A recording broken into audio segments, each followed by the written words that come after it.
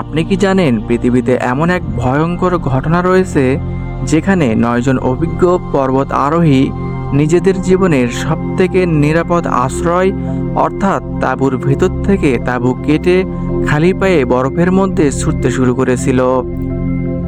অবিশ্বাস্য মনে হচ্ছে তাই না? কিন্তু বিশ্বাস করুন, এটাই সত্য।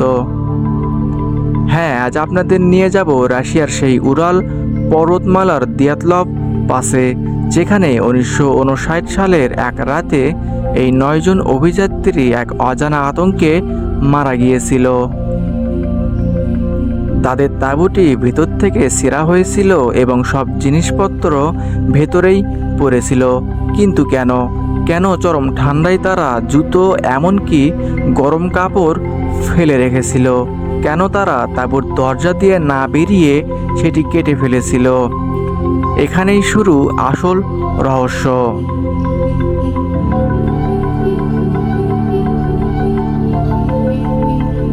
তাদের দেহের আঘাতগুলো শুনলে আপনার পিলে চমকে উঠবে। প্রথমত, 4 জনের পাঁজরের হাড় ভেঙে চুরমার, যেন কোনো গাড়ি চাপা দিয়ে চলে গেছে, অথচ বাইরে কোনো আঘাতের চিহ্নও নেই। দ্বিতীয়ত, একজন পর্বত আরোহীর জিভ এবং চোখ রহস্যজনকভাবে অনুপস্থিত ছিল। এই আঘাতগুলো কেন হলো? এই রহস্যময় পরিস্থিতিতে গবেষকরা মাত্র 2টি সম্ভাব্য কারণ খুঁজে পান। হয় এটি কোনো গোপন সামরিক পরীক্ষা ছিল, অথবা কোনো প্রাকৃতিক ঘটনা। কোনো তত্ত্বে বলা হয় ওই রাতে পর্বত শৃঙ্গ থেকে এক নিম্ন কম্পাঙ্কের ইনফ্রাসাউন্ড নির্গত হয়েছিল, অর্থাৎ এমন এক শব্দ যা কানে শোনা যায় না কিন্তু মস্তিষ্কে তীব্র আতঙ্ক ও ভয় সৃষ্টি করে।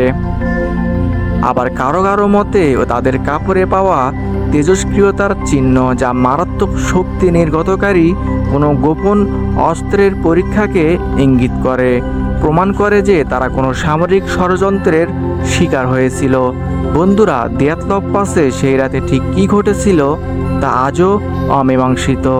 আপনার কি মনে হয় এই রহস্যের পিছনে আসল কারণ কি?